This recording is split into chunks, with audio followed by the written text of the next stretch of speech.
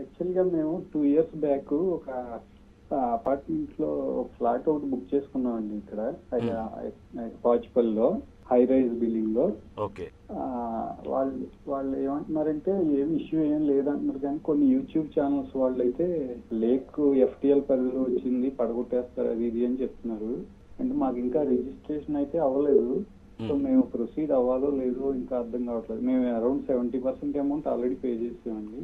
Right. చూడండి హరి గారు, ఇప్పుడు మీరు అడిగిన క్వశ్చన్ లాంటిది వందలాది మంది, వేలాది మంది మాకు పోస్ట్ చేస్తూ ఉన్నారు రెగ్యులర్ గా. ఈ నేపథ్యంలోనే అంటే ప్రభుత్వం ఒక కాన్షియస్ డెసిషన్ తీసుకుంది కూడా దీని మీద. అంటే వేలాది మంది ఇట్లా మీలాగా మీరు అన్నారు 70% పే చేసామని అంటున్నారు. అంటే బహుశా నేను కోటం అక్కడ ఒక 1 crore ఉందనుకుందాం కాసేపు, ఒక అపార్ట్మెంట్ రేటు, మీరు 70 lakhs పే చేశారు. ఇట్లా వేలాది మంది పే చేసిన వాళ్ళు ఉంటారు, ఇంకా రిజిస్టర్ కాని వాళ్ళు ఉంటారు. ఇది రేపు సపోజ్ అంటే గనక అది రేపు హైడ్రా వచ్చిన తర్వాత మనం అటువంటి బిల్డింగ్స్ మీద మనం యాక్ట్ చేస్తే గనక ఈ డబ్బును ఎవరు రిటర్న్ చేయాలి అనేది వస్తుంది అన్నమాట ఇష్యూ. సరే రేరా అని ఉంటుంది, వాట్ ఎవర్ సివిల్ లిటిగేషన్ లోకి ఎంటర్ అవ్వటం, ఇవన్నీ అరటం తోటి చివరికి పబ్లిక్ చాలా మంది నష్టపోయే పరిస్థితులు ఉంటారు. సో ప్రభుత్వం అందుకోసం ఒక కాన్షియస్ డెసిషన్ ఏం తీసుకున్నారంటే హైడ్రా వచ్చిన తర్వాత, హైడ్రా రాకముందు ఉన్నటువంటి పర్మిషన్స్ ఏదైతే ఉన్నాయో అన్నింటినీ కూడా ఆనర్ చేస్తాం. బట్ వన్స్ హైడ్రా వచ్చిన తర్వాత ఉన్నటువంటి పర్మిషన్స్ మటుకు డెఫినెట్ గా దాని పర్మిషన్స్ ఉండవు, పర్మిషన్స్ ఇవ్వరు ఇక మీద అనేది. సో ఇది మీరు అంటున్నారు 2 ఏళ్ల క్రితమే పర్మిషన్స్ ఉన్నాయి, అప్పటి నుంచి ఉన్నాయని అంటున్నారు, కాబట్టి